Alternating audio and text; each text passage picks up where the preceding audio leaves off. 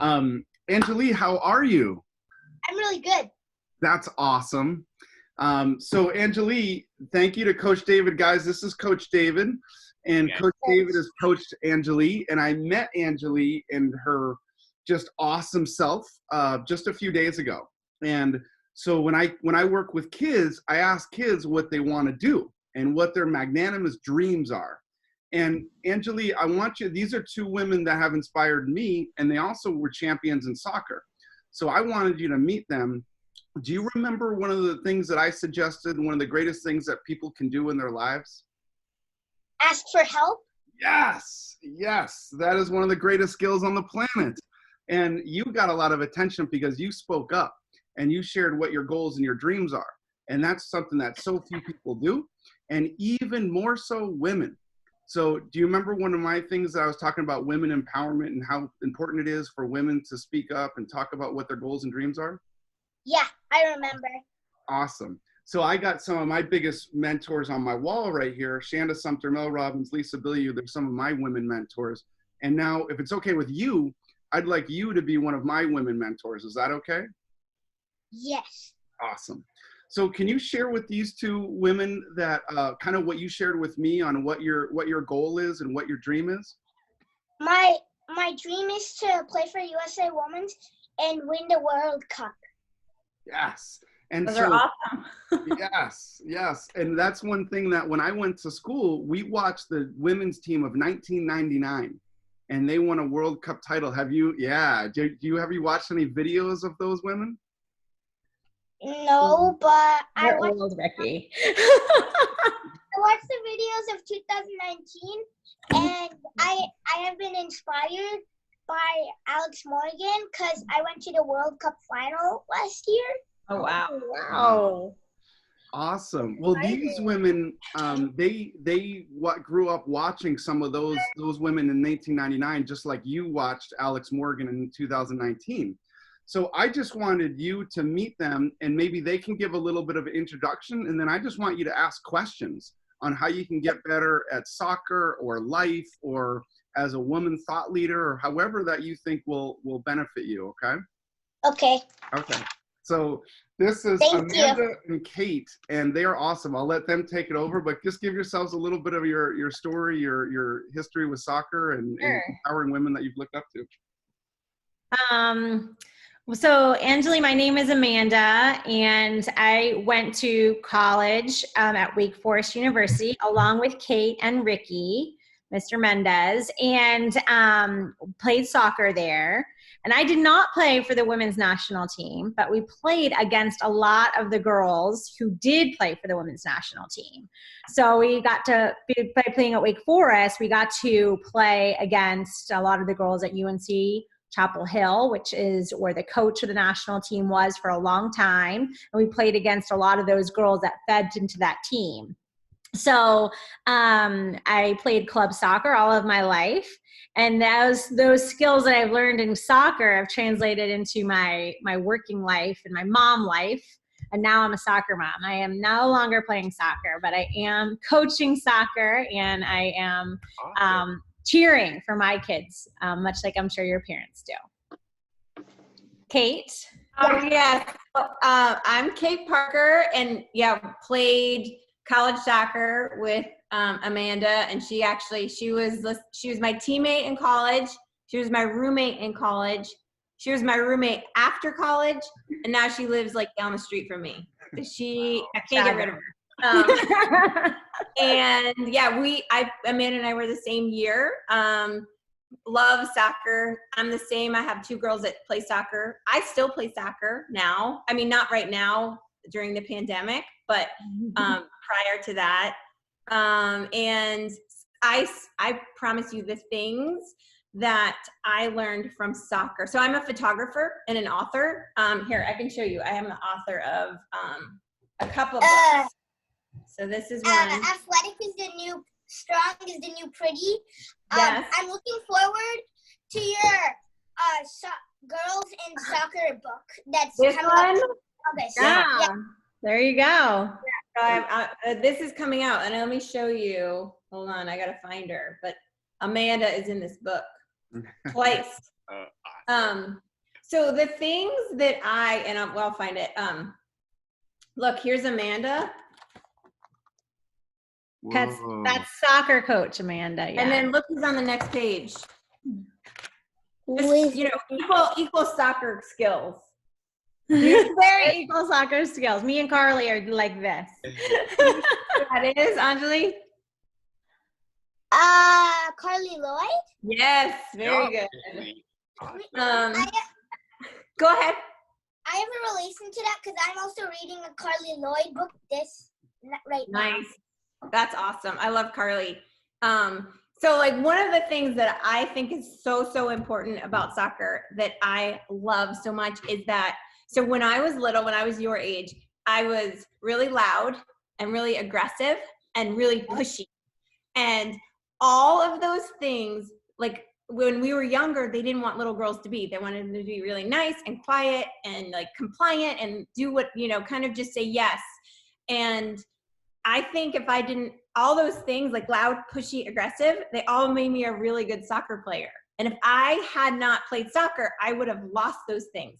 And all of those qualities make me really good at my job. They like make these books happen, and they make, help me get jobs and help me sort of push forward what I'm doing and the message that I'm trying to share. So I'm so thankful for the sport, because I don't think I would have gotten any of this done without learning what I learned from soccer.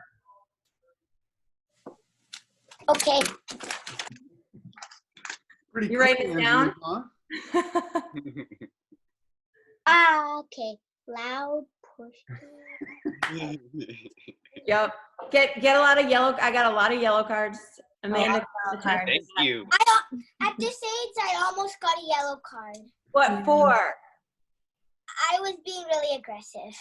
Okay. All right. That's okay. It's okay. I mean, sometimes it just gets away from you. You can't help it. Yeah. So what questions do you have for us, Anjali? Oh, wow. Okay. So, I know you guys have been through many scouts. So, what type of players are scouts looking for?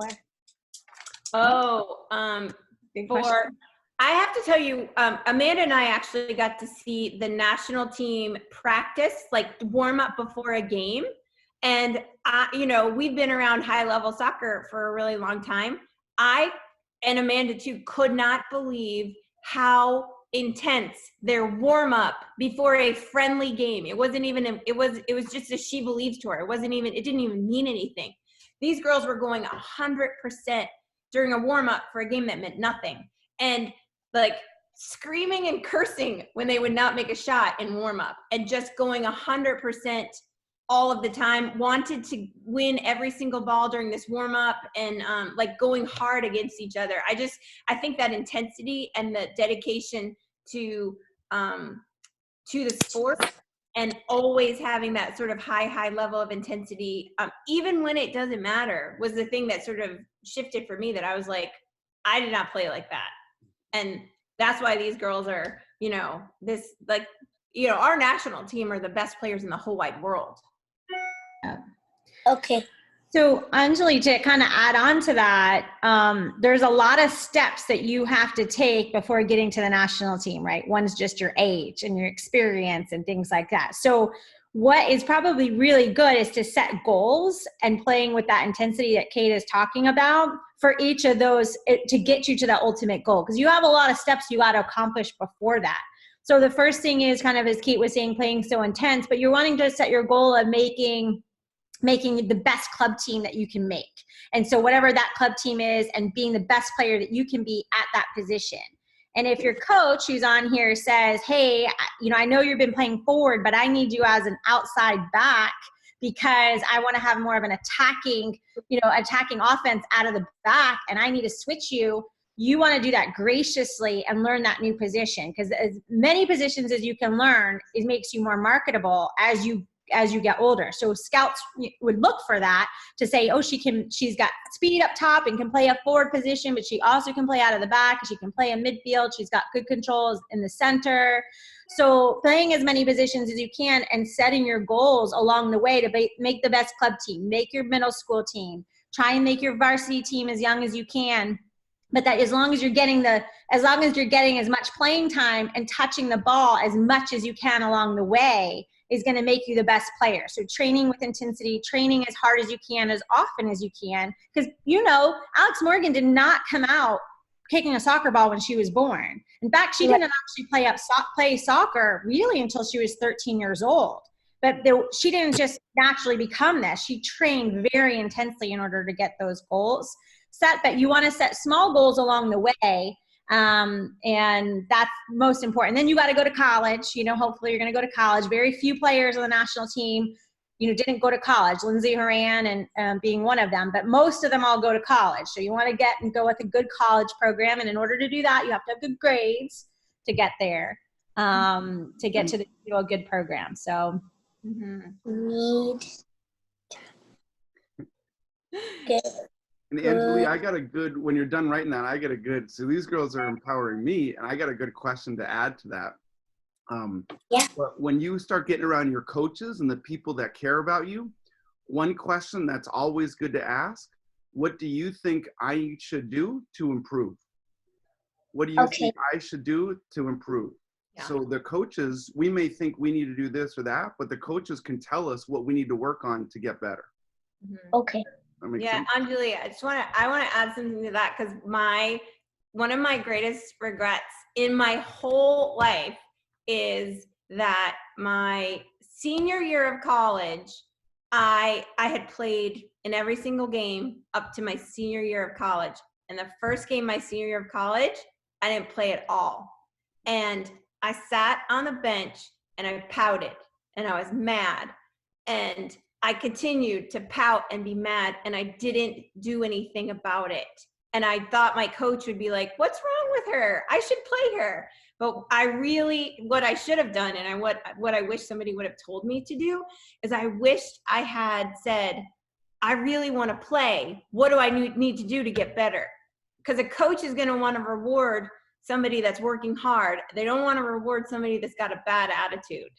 And so I try to tell all soccer players that, like, if you are not playing, or you're not playing the right way, or you don't feel like you're getting enough minutes, then take the steps to get yourself to where you are playing. And like pouting and being angry or complaining or not working hard is not going to get you what you want ever. Anjali, all those things are called coachability, right? So you need to be very coachable. And when your coaches give you feedback, and sometimes you have to remember, even if they give you harsh feedback, or sometimes in the middle of a game, they're super intense and they yell and scream at you, you have to remember that they're coming at it from a good place. Most of the time, they're coming at it from a good place to help you get to be better as a better player. So you got to sift through some of that. But being as coachable, is a really important thing with a positive attitude to get better. Hey, Anjali, do you know what an affirmation is? No. I don't know. An affirmation is just something really simple that you tell yourself to condition your mind. Do you remember what I talked about, the mind? Yeah. So it's the most powerful, marvelous, miraculous, inconceivably powerful force the world has ever known, right? So we can program it and we can condition it any way we want. So what I would write down from what they just said, I would just simply write down, I am coachable. Coachable. Yeah. Can you read that for us? I am coachable. Awesome. Thank you. Just wanted to throw that in there. That was awesome. What's your next question? Oh, okay. My next question is, what is the difference between high school soccer and college soccer? Oh, I would say that's a pretty big difference. I mean, I guess depending on where you go to college. Like for Amanda and I, there was a big jump, because Amanda and I went from, Amanda, my high school team was not great. I was the best player on my high school team, and I'm sure you were the best player on your high school team. And then we went to college and we played against basically the national team. So it was like, oh my gosh, I'm the worst player out here. So like it's like, because we went to the ACC, which is, you know, Division I, and the best division at that time was the best sort of league in NCAA, and so it was a huge jump. But thankfully, you know, we had our teammates around us to bring us up, and we had the competition of playing against each other all, you know, like in our preseason to sort of get us ready. And then we got beat a lot. And so I remember one game, my coach was like, I played outside halfback, and he was like, how many times are you going to let her beat you down that side of the field? And I was like, I don't know. I didn't know what to do. I had never gotten beaten down the side of a field before. And he's like, you have to give her 2 steps. She's faster than you. And it was just that little thing of, she's faster and she's better than me. So I got to give her a couple steps. I have to make an allowance for that she's a better athlete than me. Because that's the thing with soccer. If you're smart and you work really hard, sometimes the better athlete is not going to be better than you.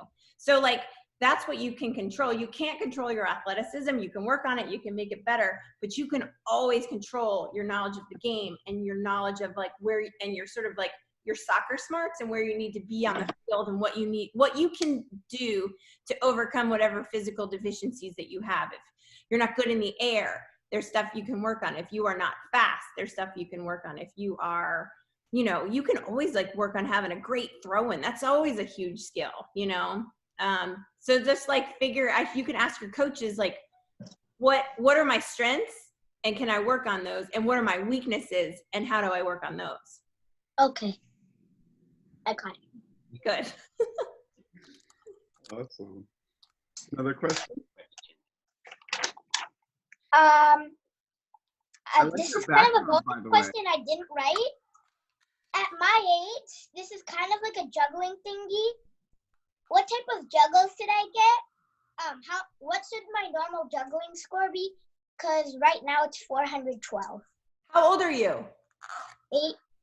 Oh, that's terrible. You should have at least 1,000. No, that's amazing. 412 is really good, Anjali. That's awesome.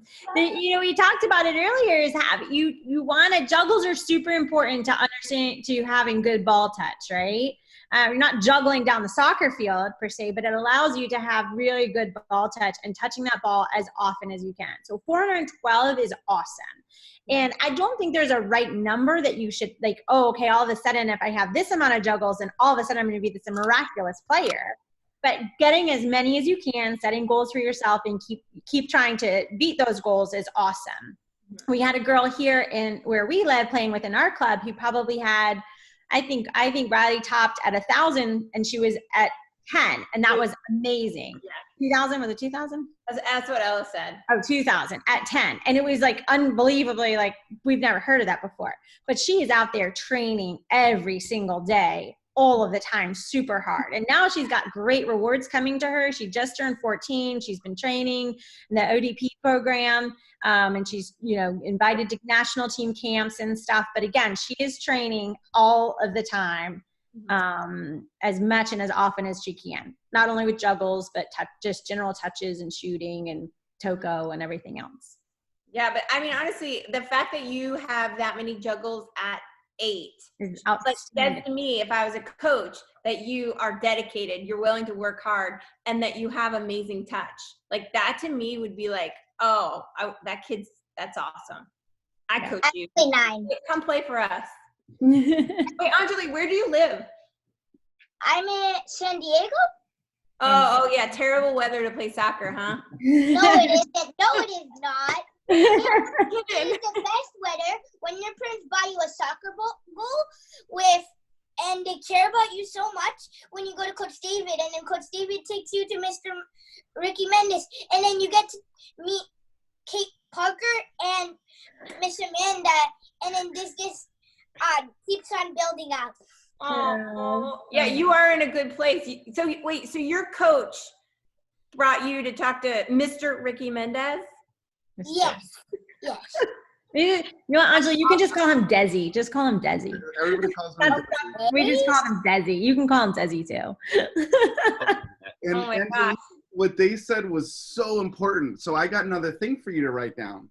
And I don't even know what a juggle is, but if I were to work on my juggles, I wouldn't necessarily look at the end goal. What I would look at is progress. Because if you get a little bit better every day, so I would say I focus on my progress. And if you focus on getting better, regardless of what that is, eventually you'll get, on a long enough timeline, you'll get to where you want to go. So some people get discouraged because something doesn't happen so fast, but they forget to focus on the progress. And what that allows us to do is enjoy the journey. So as you get older, people will say, enjoy the journey, enjoy the journey. And that's what you're able to do when you focus on the progress. Does that make sense? Yes. Awesome. Awesome. I would love to hear. Focus on progress. Yeah, I would love to hear what your coach thinks your strengths are. My coach thinks my strengths are. Yeah. Let me think about that. Well, isn't he here? We can ask him. He's here, right? Oh yeah, Coach David, what do you think my strengths are? Cause I think coachability is a huge strength of yours, right? I think the fact that you want to improve says so much about you, and that is what's going to set you apart when you get a little bit older from the other girls out there. Mm-hmm. And I love that you want to make what's important to the coach important to you. Mm-hmm. Mm-hmm. I think that's a huge strength, and that's like a mindset strength, and that's mm-hmm. why I'm never worried about the number of juggles you get. I'm worried mm-hmm. about how long you spend juggling. Mm-hmm. Right? I mostly and then is there another thing that I need to be worried about? My touches and accuracy, right? I just want the goal to be continuous improvement. No matter how good you are, I want us to want to get better. Okay. And if you want that, I think that's a superpower.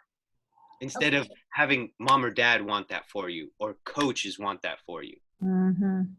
But I love what the girls are saying, and I've been biting my tongue the whole time. Why don't you run through some more of your questions? Because I know you have a whole page. Wait, what should I eat at this age? Don't listen to Kate. I'll tell you that right now. She is not going to be your model nutritionist. Yeah, do you know what Muddy Buddies are? I had Muddy Buddies for dinner last night. Yeah, and Diet Sunkist, don't listen to her. But you do want to be healthy, and you do want to have a balanced meal, and that is very important for developing strength and stamina. So making sure that you're eating your fruits and your vegetables and trying a variety of different foods is going to be important. It's not to say you can't have junk food, but it shouldn't be your main staple of your diet. You know? It should be limited? It should be limited. It should be limited. Your fruits and vegetables and a lot of protein, right? Having bananas for muscle recovery, things like that are important. And really good hydration. Yeah. Especially in the San Diego heat. Yeah. You should look at your fuel. I don't do this, as Amanda knows, but your food should fuel your workouts. Yeah. You know, you gotta, if you're working out really hard all the time, you gotta really fuel your body. Okay. Not with Diet Sunkist. Not Diet Sunkist. Even when she says she only drinks half of one, but they're like 6 half of ones. I have a soda problem, but I do drink a lot of water. Yes. That's another thing I need to work on my hydration. But then, like, can I get a few, like, examples? Like, should I eat, like, chicken? My mom makes me fruit bowls. Perfect. Yeah, those are good. Yeah. My daughter has been doing a lot of, like, acai bowls and smoothies. She tries different smoothie recipes. And puts, make sure she's getting protein in there. So protein's really important for building your muscles. So the chicken is really good, even if you're adding in peanut butter to stuff or bananas. Fish is good. Okay. So, yeah, do you like all that stuff? Or do you eat a lot of stuff? I love chicken. Chicken's good. Chicken's great. So what's next? What did you guys do to stand out?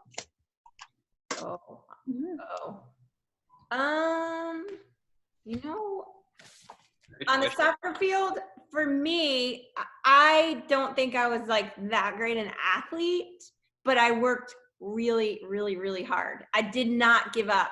And I felt like a lot of times, especially in the ACC, especially in college, I was outclassed athletically, but I would not give up. I was really tenacious, and I really worked on like, if whatever the coach said, like, don't, like, that's why I think I got a lot of yellow cards. They would be like, don't let her turn. And I would be like, all right, I'm never letting her turn. And I would like pull her down without even realizing it. But I was like super, super focused. And then this is something silly. And I didn't realize that I was, you know who Michael Jordan is? Yes. So I'm watching his the documentary now, and he played these mind games with himself that he would imagine or make up like this guy would like slighted him, or the guy thought he was better than him, and he would do everything in his power to like take that guy down. And I kind of feel like I did the same thing when I was in college. I would be like make these girls, like I just couldn't stand them on the soccer field, like not off the soccer field, but I was like, there's no way Clemson is beating me. Clemson. So I would be like, you like play mind games with myself a little bit to be like, you cannot lose to these girls. And like, then that way your whole self is sort of invested in winning and winning that ball and playing your best. And not that winning is the most important, but whatever takes your game and elevates it to another level, and whatever you have to do mentally to yourself to like, even if you're playing little mind games with yourself to keep yourself motivated. I think those are all really good. Okay. I just got in the habit of playing mind games on myself. Mm-hmm. Like in juggling, if I lost the ball, I would never see that ball again. And for shooting, I wouldn't want it to go to the tree because I knew that ball would die. Yeah. Because that's like a real life game. And if you ask my mom, she keeps on buying me new balls because she bought me 4 balls, 5 balls, and like at the end of April, 1 ball was remaining. Anjali, just to add my take, I think on what made me stand out a little bit different was not necessarily, I'm going to take a different spin on it, not necessarily the on the field, but I looked at everything very positively. And so there's like an old saying that kind of says, do you love to win or do you hate to lose? And which do you prefer to do? And I love to win because I think even when you lose, or if things don't go your way, or you don't make the team you want, because inevitably that's going to happen in your career. There's a team you're not going to make, or there's a position you're not going to get. And if you can find the positive in that situation and apply it and figure out maybe it's something you have to do to get better, that can make you stand out in the long run because it'll help you achieve your long goals. So like for middle school, I wanted to make the top club team in my area and I didn't make it. And I kept trying and then I finally made it. And then I had a very good high school career, and then I'm playing in the ACC. But if I look back at my middle school in 6th grade, you wouldn't have ever thought that I was going to be playing in the ACC because I didn't even make the top club team in my area at the time. So, but you have to just take things that don't fall your way and find the good and then apply it so you can win in the long term. Okay.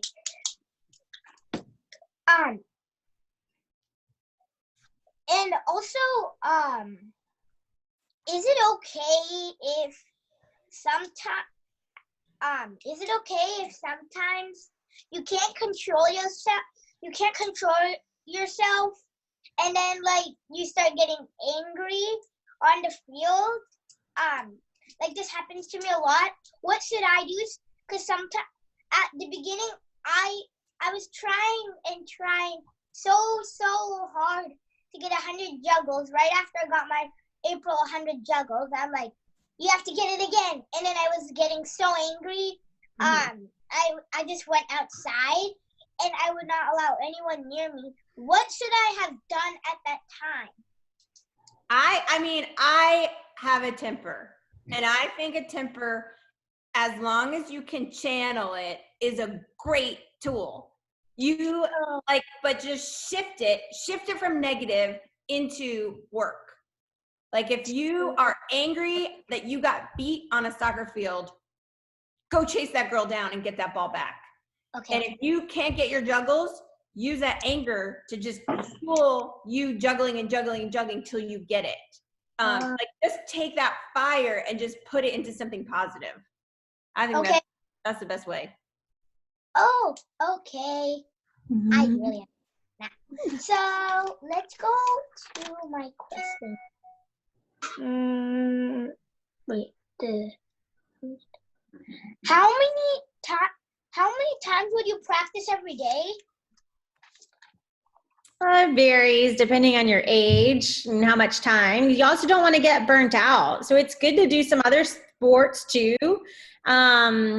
Sometimes soccer coaches don't like to hear that, but you should, because you want to use other muscles. So it's good if you're doing swimming or running cross country or doing other sports that can help you be a better soccer player. If you're playing basketball, basketball players can translate into a really good soccer player because they're moving.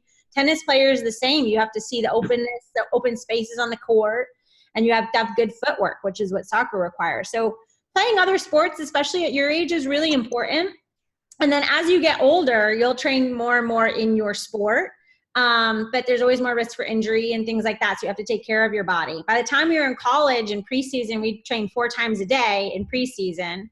And then once we were into season, we would train once a day for a couple of hours. But you'd also have strength training, you'd lift weights, things like that as you get older. Okay. Because my dad teaches me sometimes. I beg my dad to teach me volleyball sometimes in tennis, and I love spending my summer in the nuclear world. I mean, in the, what was it called? Clorox world. What's that? The pool, swimming. Oh, good. That's good. Yeah, swimming is great. It's a good cross training. Yeah. I love swimming a lot because I started that when I was 1. Nice. I started swimming when I was 2. Yes, good. That's awesome. My mom once told me this very funny story. When I was 18 months, she took me to a soccer field, and I was playing with kids, with other kids who are older than me.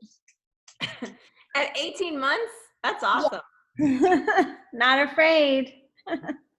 Awesome. Anjali, do you have a couple more questions? I have a lot more.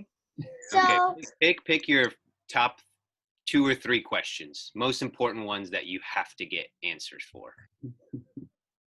wait, how long would you arrive before practice?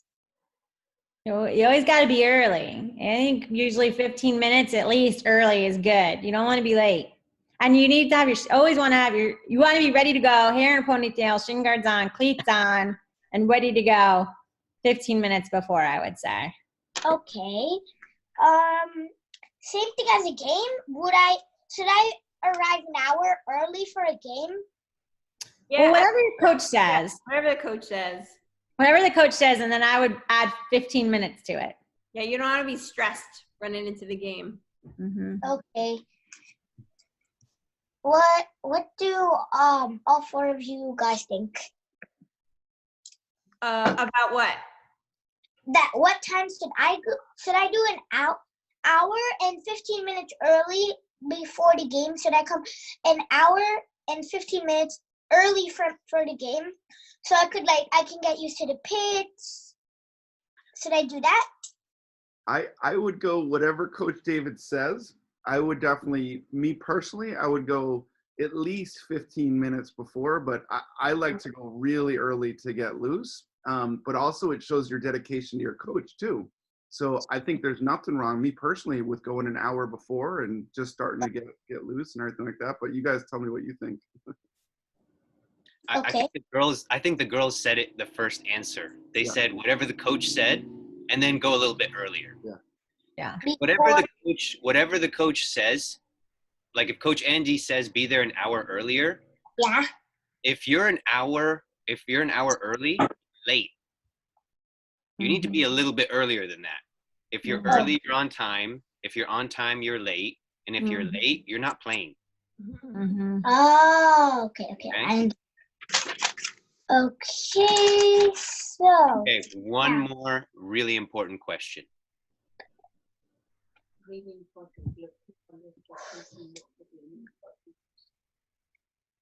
At this age, what should I practice? In terms of like for specifically for soccer, what should you be practicing specifically for soccer? At this age. At this age, I think your touches on their ball are the most important thing. So you want to make sure that you have good footwork, because that is really important in no matter what position you end up playing long term. So I think your footwork and as many touches on the ball as you can. It'll help you with shooting. It'll help you with passing. It'll help you with trapping. That's my thought. Kate? Yeah, I agree with that 100%. And I would also say at this age to know what, like, and I'm totally stealing this from Mia Hamm. She came to speak at our ACC banquet our sophomore year, and it stuck with me, and it was a long time ago. She said, know your role. So whatever you are doing, if you are practicing, if you are on the bench, if you are cheering on your teammates, if you are defense, if you're a goalie, if anything it is, do it to the best of your ability. Don't score somewhere else. Don't be the best cheerer on that bench. Be, the most encouraging goalie. Be the loudest defender, and just work the hardest at whatever position you're playing. Yep. So that especially goes for Anjali when, Coach David takes you out of game and you're mad because you didn't want to get taken out of the game, right? And you're just feeling like you were playing so well. You could be mad or disappointed, but then you want to be the best teammate that you can be. So to Kate's point, you want to be cheering for your teammates. That makes you a good, well-rounded player. Okay. I'm ready to go watch you in the World Cup in like, whatever, Can you give us tickets to the finals? Yeah. Hey, Anjali, can you smile and everybody give a thumbs up? Yes. Awesome. So Anjali, well, thank you for joining us. We really appreciate it.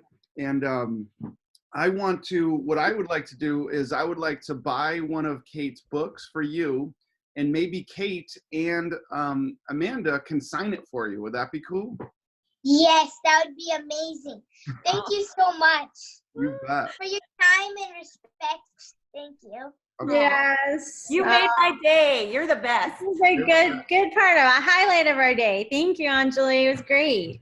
Good luck to you. And Anjali, just one more thing. When you're thinking college, Wake Forest.